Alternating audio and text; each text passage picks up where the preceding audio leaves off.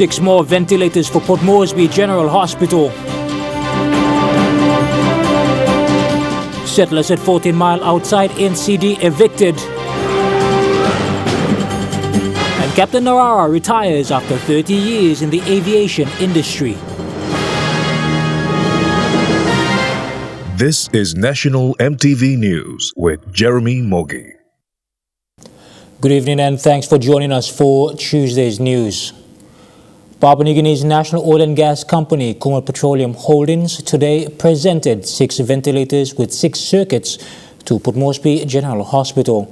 The donation fulfills the last set of KPHL's commitment to POMGen initiated in May.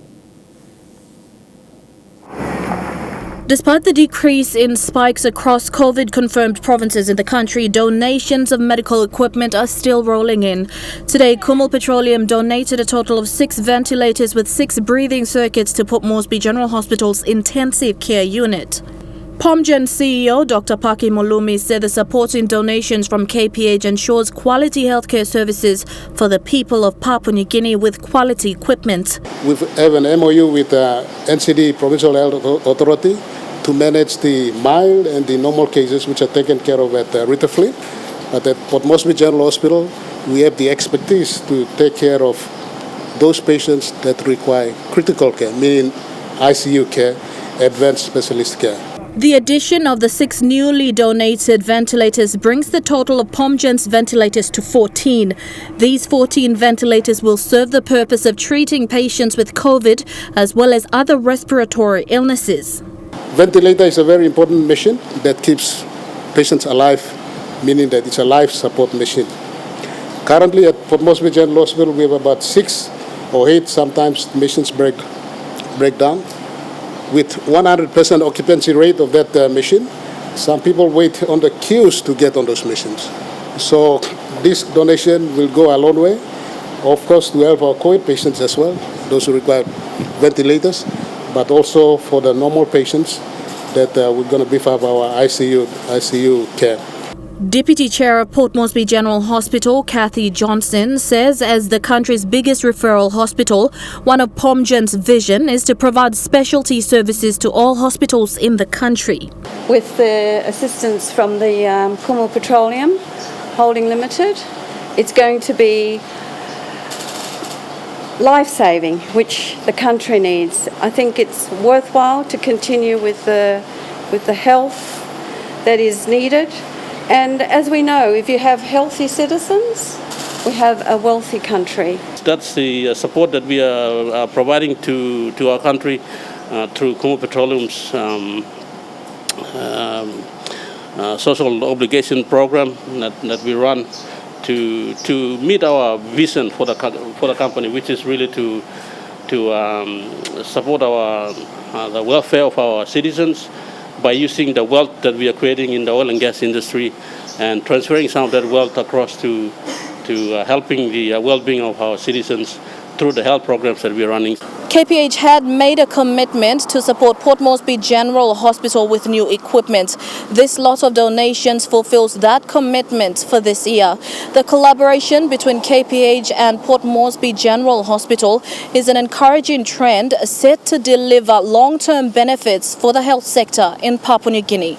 Helen Sea, National EMTV News. To date, a total of 29,002 people have been tested for coronavirus. An additional 92 samples are pending laboratory results. 588 cases have been reported so far, with 548 people recovered, while there are 33 active cases that are being isolated. 14 provinces, including the autonomous region of Bougainville, have confirmed COVID-19 cases. President of People's Movement for Change, Charlie Williams, says the party has not authorized any individual or business houses to use their slogan, Take Back PNG. They said as custodians of the slogan, their party leader and Oro Governor Gary Juffa only allowed Prime Minister James Marape to use the slogan for his political framework. Following concerns of third parties using the slogan Take Back PNG, PMFC party is concerned, business houses and individuals are using their slogan for personal and business gains. They are now requesting that business houses must discontinue from using this slogan unless given the consent. Yes, basically we have seen through the social medias, some people posting up and saying all these things. Yes, we will, after Port Moresby, we will go out to the provinces, to our regional offices and work closely with them to identify those individuals. Not many, let me say that. And let me be mindful of what I'm saying in case some business might feel bad about us. It's good to use without the commercial motives. All right, because that is our focus and that is our country's focus at this point of time, and we need to promote that and take PNG in any form of methods that we can, whether it's in an organization, whether it's in a women's group, association, it's all good to use it. But for commercial purposes, we are against that. The slogan Take Back PNG has become a hit since 2019 when Prime Minister James Marape was elected. However, under the Copyright and Neighbouring Act 2000, it is illegal for a third party to use a slogan without the owner's consent for commercial purposes. Since 2012, we have been working with political parties to develop their party policies and develop the party slogans that will catch their ideologies, the ideologies that form the political parties. So people believe in your party policies and your ideologies, they can come and join you, throw support behind you during campaign and during elections. So party slogans are very effective campaign materials. In Papua New Guinea, a political party is registered with the Investment Promotion Authority as an association and is protected by laws. Thus, the misuse of PMFC's party slogan, Take Back PNG, is considered an offence. Thekla Gunga, National EMTV News. Bilateral relations between Papua New Guinea and Japan continues since the establishment of diplomatic relations in 1975. Papua New Guinea currently is the largest recipient of Japan aid and assistance among other Pacific Island countries. Japan's assistance to PNG is facilitated by JICA, Japan International Cooperation Agency. Local media are currently in Alotau for a tour of Japan's development projects in Milne Bay. One such funded project is the newly built Alotau Town Market. The visiting delegation saw the progress of the market since its opening and how it has fared through COVID-19 and plans for expansion. Another tour was scheduled for Milne Bay National Maritime Safety Authority Office. The Provincial Authority Office highlighted issues and challenges that continue to hinder NMSA's operations in the province. Japan will assist the NMSA's search and rescue operations with 3 20-foot rescue boats and tele-equipment, which will be stationed to each regional port to service NMSA's operations. The delegates also visited 2 primary schools where the Japan government has assisted with new classrooms, school textbooks, and EMTV sets. Like all good things must come to an end, Captain Timothy Narara of Milne Bay Province returned home early this month from a colorful fly in Korea, flying the Airbus A380, the world's largest passenger airliner in the world, with United Emirates in Dubai. Captain Narara served the Emirates for 22 years, starting with the Airbus A310 series and finding himself inside the cockpit of the world's largest passenger airline. The Airbus A380 series, not just as a captain, but as a training captain. As Captain Narara comes out of quarantine, he looks forward to settling in his island home. Narara is 56 years old and retires after flying for over 30 years. The 310? He should have stayed on 1 more year, but thanks to COVID-19, his plans of returning home fast forwarded. And here he is, back in PNG where it all started.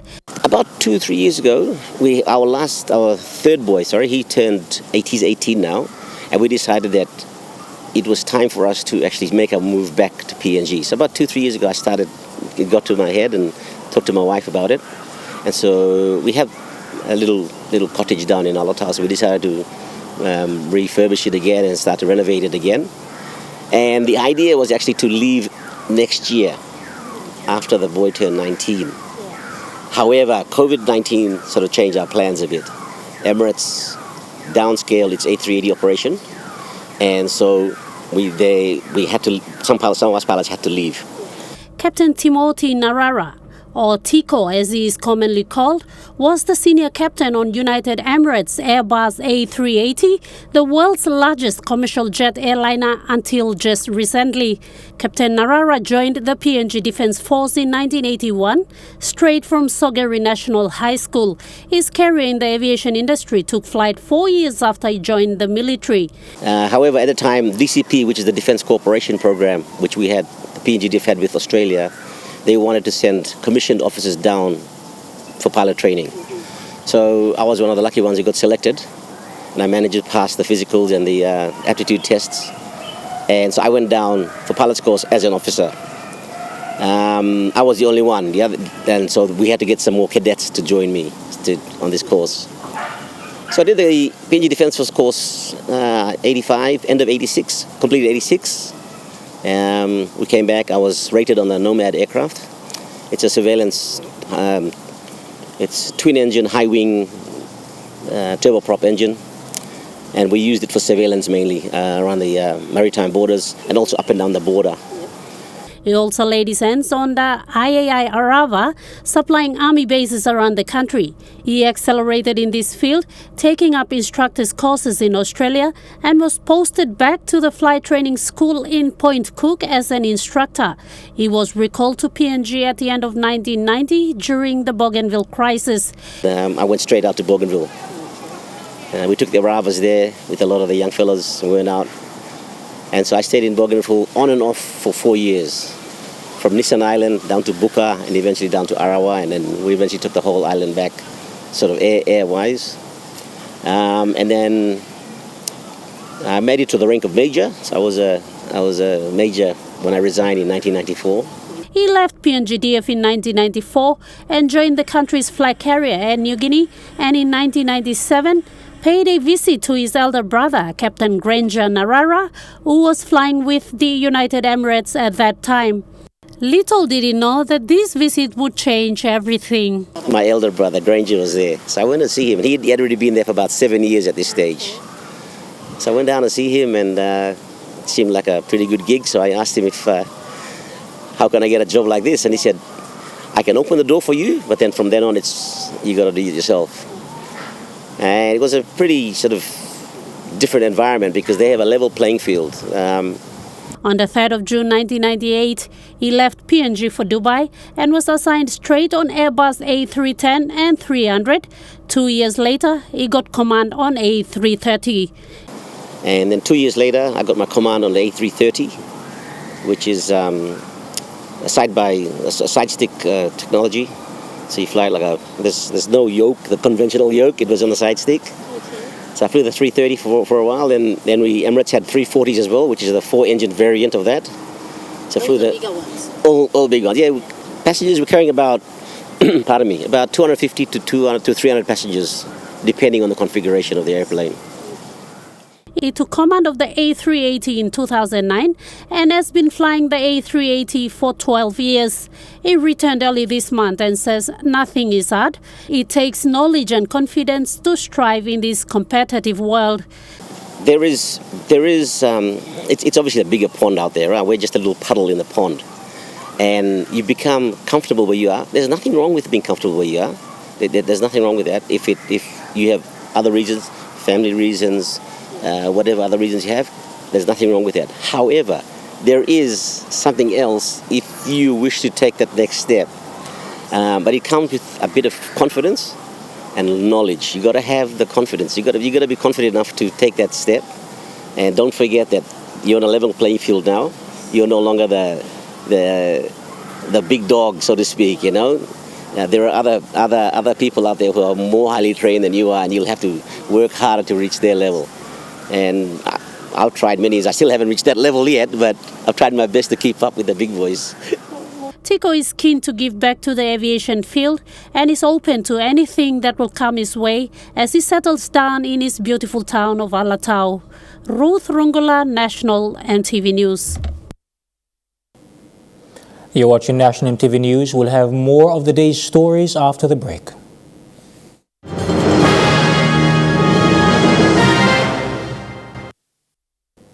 Welcome back.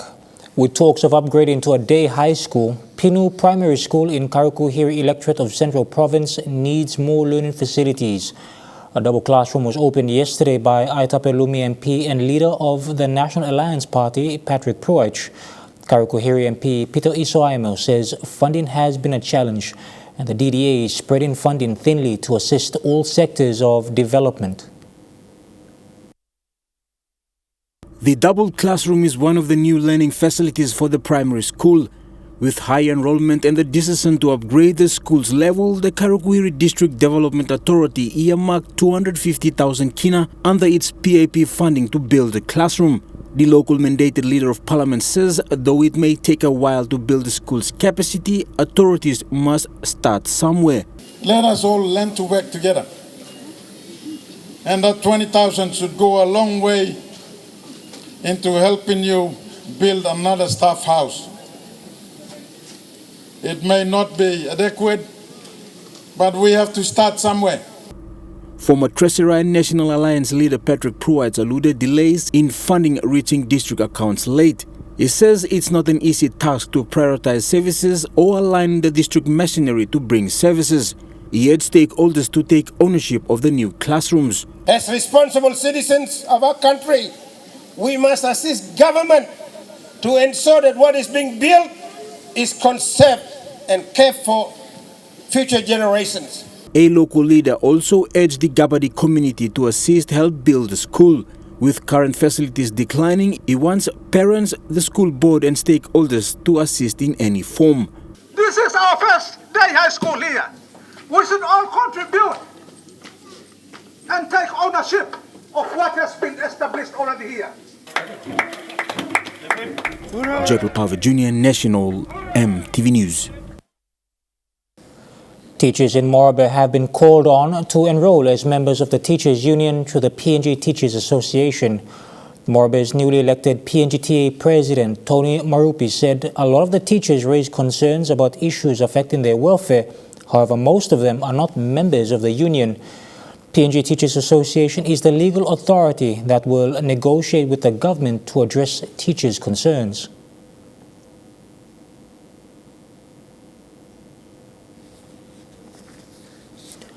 And moving on, the people of Butubam village in Lays Aihi LLG say they will block off the Hunter Malahang Road if the block drains in their community are not cleared by the Lay City Authority. The continuous overflowing of the storm drain along the Butubam Road has worsened. It is flooding houses nearest to the road. The community blocked off the Butubam main road yesterday, demanding a quick response from relevant authorities. The Butibam community blocked off the road yesterday to show their frustrations over what they said is a continuous drainage problem which has worsened. The stormwater drain along the Butibam road overflowed on Sunday after heavy rain over the weekend. The water and debris went into nearby houses, displacing families. Rachel Taitu said she decided to move out of the house because it had become dangerous. La big plastic give me a worldwide sick MCAM stop. MCAM blow stop na. Cancer no say by give you me blow as splash line can all begin by sick. Locals are blaming squatters in settlements nearby for clogging the drain with their rubbish.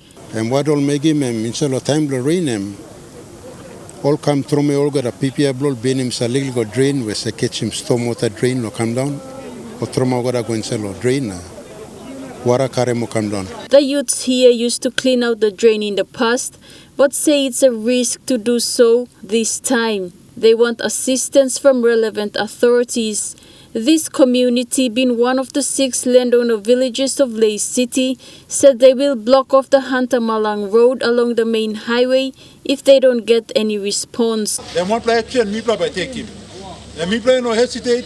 People looking this time, I'm really concerned as I was on to help him, then people must All him government lo net blame na you must come down and come help me. AHI President and Ward 2 Councillor Malcolm Kallo said he will stand with the people because of the health risk. Lay MP John Rosso, on the other hand, said funding was allocated to address the drainage issue. However, it was done before his time as the local MP. Mr. Rosso said a landowner company was awarded a contract for the project by the Department of Works. The Lay MP said no funding has been done under his term. However, given the seriousness of the issue, he has so far engaged engineers to inspect the site and look for ways to address it. Charlene Airy, National EMTV News, Lay. And coming back to our previous story, teachers in Moresby have been called on to enroll as members of the Teachers Union to the PNG Teachers Association. Moresby's newly elected PNGTA President Tony Marupi said a lot of the teachers raised concerns about issues affecting their welfare. However, most of them are not members of the union. The PNG Teachers Association is the legal authority that will negotiate with the government to address teachers' concerns. The newly elected president of PNGTA in Moresby, Tony Marupi, said all the teachers in Moresby should know the importance of the PNG Teachers Association. Marupi said there are a lot of issues affecting teachers' welfare throughout Moresby, but most of them are not members of the PNG Teachers Association.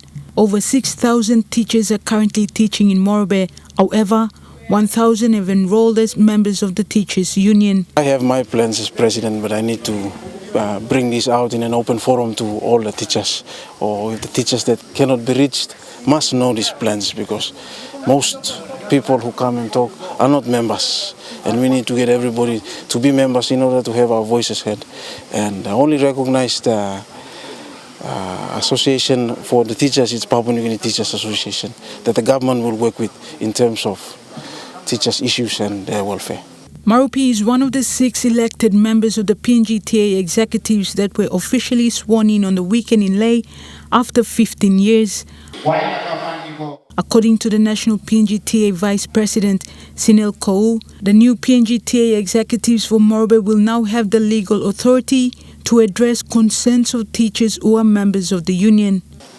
The Industrial Registrar under the Office of the Labour Department, Industrial Relations, regulates all union activities. And she has, through her instructions, formal and verbal, has recognized these executives. Moresby PNGTA members include the President, Secretary, and the male teachers rep for Momase region, John Maliaki, who is also a member of the National Management Committee. Maliaki will be able to attend meetings held by NMC to address issues affecting teachers in the country. Meanwhile, Moresby and New Ireland were the 8 provinces to have sworn in their provincial PNGT. We have a very mammoth job in front of them to make sure that our membership drive will be focused and will be taken on board as part of their responsibility to the union. Julie Badui, Owa, National EMTV News, Lay. Forest Minister Solan Mirisim says the government will endorse new policies that will stop round logs from being exported. He says by 2025, the export of round logs will cease. This means all logs harvested within Papua New Guinea will remain in the country, processed into timbers and other products before being shipped to overseas markets.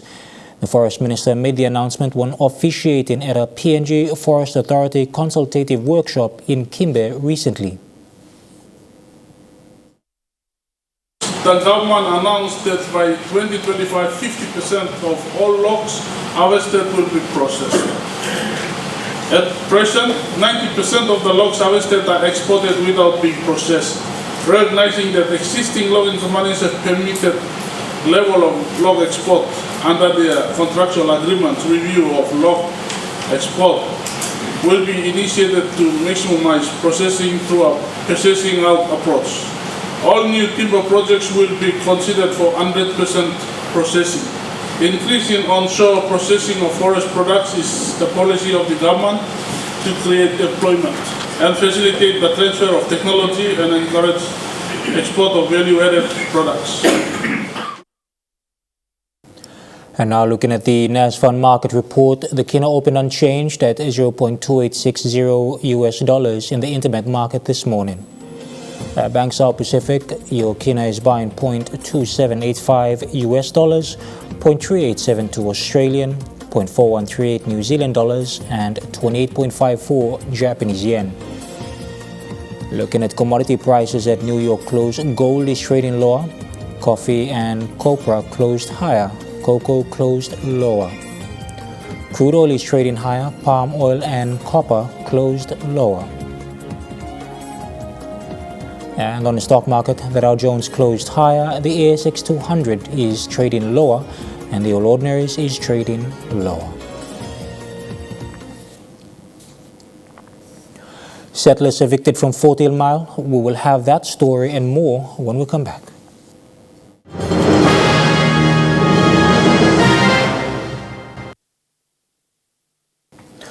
Welcome back. You're watching Tuesday's News. Now, EMTV News would like to correct a story that aired on our 6 p.m. bulletin last night involving the arrest of former police minister, 57-year-old Bire Kimisopa. While last night's story had the wrong arrest dates, the former Goroka MP was arrested in June 2020 on a warrant for the charge of misappropriation. That matter is now before the Waigani Committal Court and involves allegations where Kimisopa had misused over 517,000 kina from the Goroka District Development Authority. Police in NCD were in full force today, supervising the eviction of settlers on portion 1221 at 14 Mile, just outside the National Capital District. The eviction follows a national court order dated 7th of October 2020 that had dismissed all proceedings challenging the eviction. This is the court order allowing the eviction of settlers at portion 1221 14 Mile just outside of Port Moresby.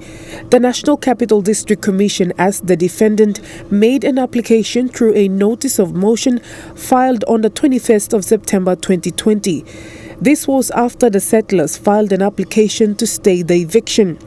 The application by NCDC was to dismiss any proceeding before the court regarding the land. Deputy Chief Justice Ambenkandakasi upheld NCDC's application and ordered the settlers not to interfere with the eviction.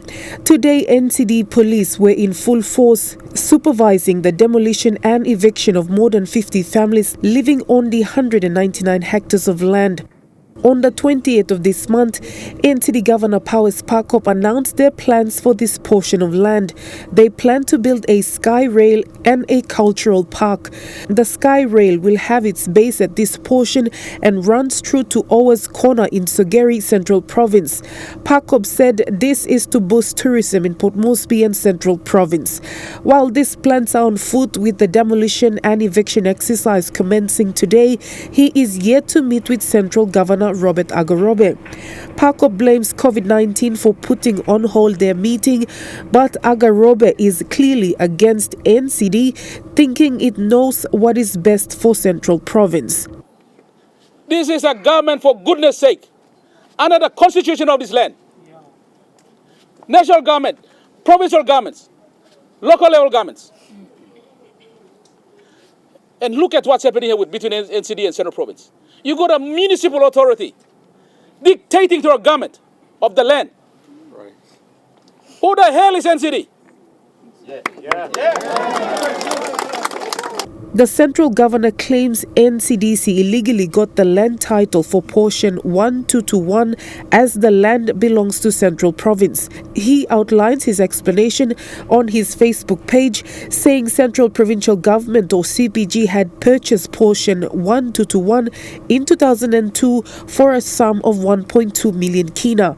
In 2012, BSP released the title to CPG after holding on to it as security. In 2016, CPG, through its JV company, forfeited the title back to the Lands Department to transfer the lease from agricultural to commercial.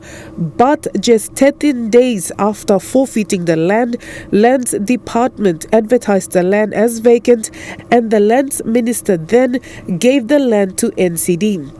While the leaders fight over the land, these settlers are affected. Settlers here had purchased small blocks of land from alleged Koyari landowners who claimed it was customary land. Okay, me understand you must koto da ik stop. But them rights me too. You must come out now talk straight me plan. All house me make him stop here. Me plan running business na me make him. Mipla market there, mipla market 7 days a week, sun, rain, mipla market na mipla paim kapa na diwai na mipla working display house. Because mipla house, mipla na go back the place bla mipla. Mipla na foreign house, mipla papa ninguli mipla solo ground bla mipla. What am I mipla like making one sanin? Kapa mipla mas kam tolo kor wani mipla community na people play no ya. Koyeri papa ground to papa ground na oli gamani mipla.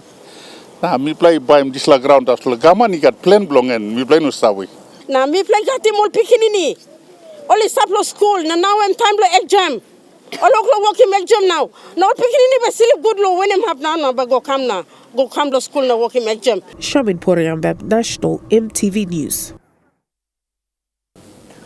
Chukai Sports is next. Fidelis Sukina with all the updates in Chukai Sports. Thank you, Jeremy. We have news in volleyball and rugby league. Stay with us.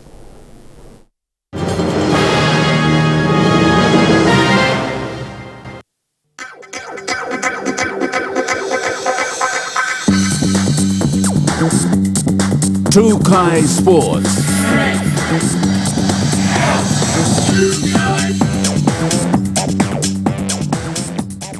Good night and welcome to Chukai Sports. Papua from Kirakira Village are the 2020 Datako Manubada Volleyball Association winners. They beat GIG from Geraka 3-2 in the best of 5 sets to be crowned champions in the Premier Division. The stage was set for the ultimate showdown in the inaugural Datako Manubada Volleyball Association Grand Final. Vayanga, Papua side from Kirakira, coming in with experience from the homegrown association, which has seen them dominate the under-21 at the national level.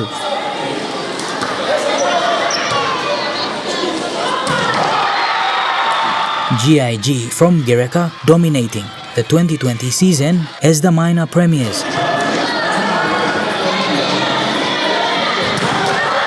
Papua led early through captain Daure Lohia, who at every opportunity found touch in court. Papua held on to take 2 straight sets with 1 to spare.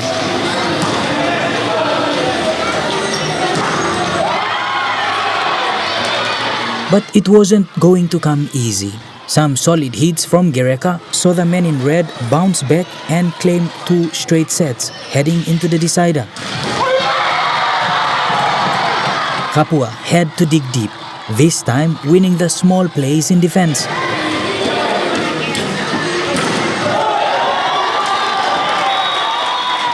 They took the 5th set, 3 sets to 2.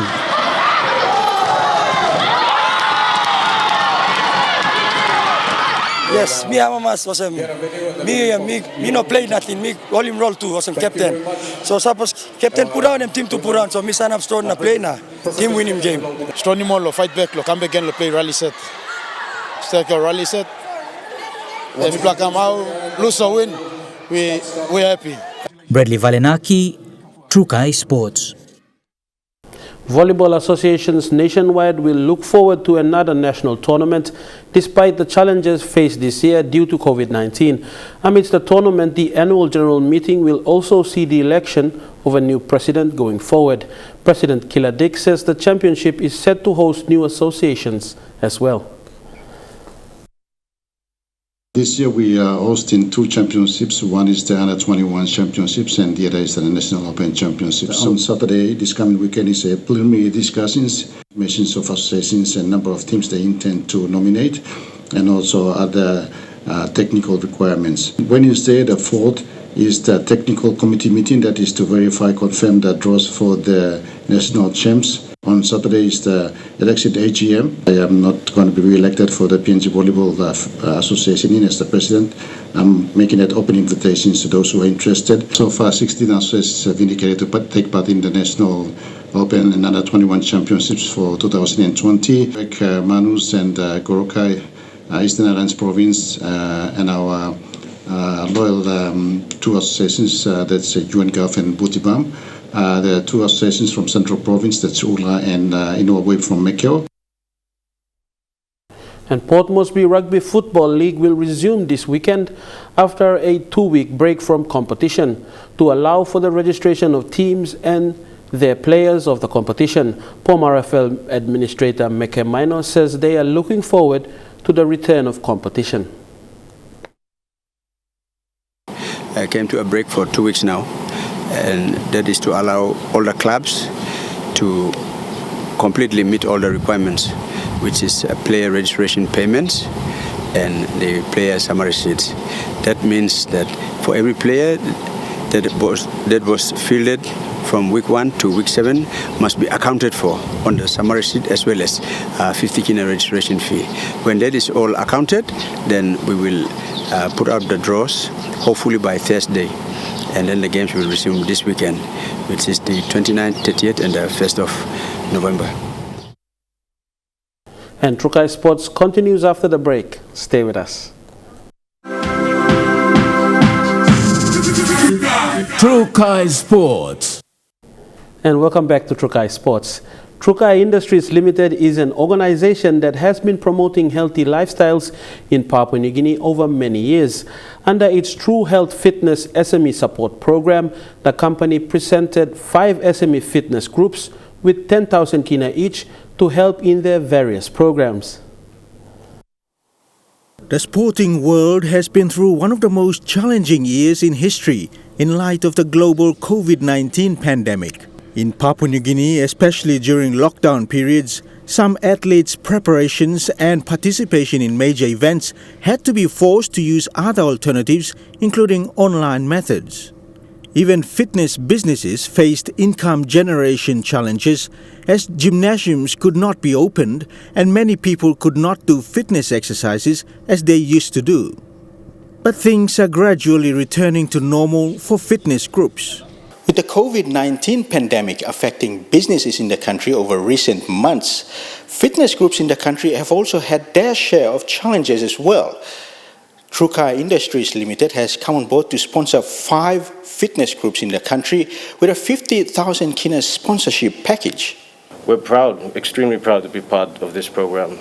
So I'd like to say thank you, and I'd like to officially announce the commencement of our sponsorship for 50,000 kina, 10,000 kina to each of these SMEs for this program over 6 months, where our corporate team and our marketing team will be helping them develop the programs that they have. I'd like to start by saying on behalf of each and every one of the 5 different SME fitness outlets, would like to say thank you to Trukai under your True Health Fitness SME support program of sponsoring us 10,000 kina each. This year has been really challenging for each and every one of us. I'm pretty sure we've really tried our best to uphold our brands, but also continue to help each individuals carry out their fitness or a balanced lifestyle. It's definitely not an easy thing to do. I'm an exercise junkie from way back, triathlete over 30 years, so I know how important exercise is to everyone's well-being. It's hard to find the time, it's hard to find the organisations that you want to work with, it's hard to find the money to fund it, and the results come slowly in terms of your whole well-being. It was also revealed during the presentation ceremony that 3 out of the 5 fitness groups are run or co-run by women. Trukai Industries Limited says it is happy to support this cause to encourage female entrepreneurs in the fitness industry. Dennis Orere, Trukai Sports. And that story wraps up Trukai Sports. Jeremy will be back with a weather report for the next 24 hours. Bye for now. Trukai Sports.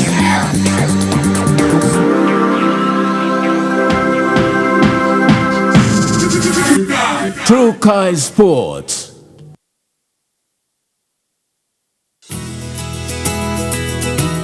This weather update is proudly brought to you by MoniPlus, with you always.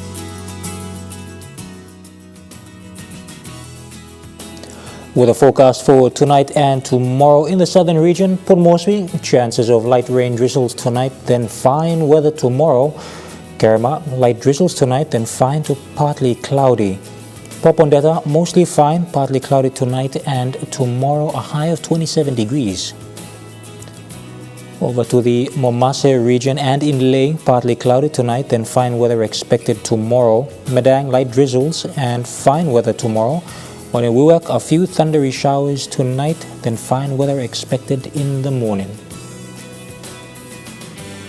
Across to the New Guinea Islands region, Lorengau, thundery rain showers tonight and a fine to cloudy morning tomorrow, while Kokopo and Rabao, partly cloudy tonight with morning rain drizzles expected tomorrow.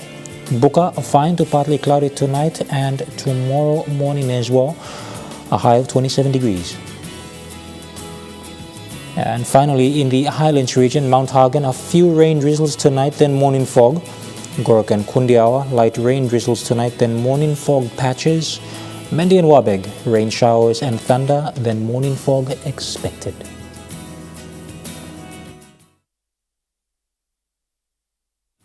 The weather update was proudly brought to you by MoniPlus, with you always. Well, that's the way it is. It's Tuesday, the 27th of October, 2020. On behalf of the entire EMTV News team right around the country, pleasant viewing. Good night.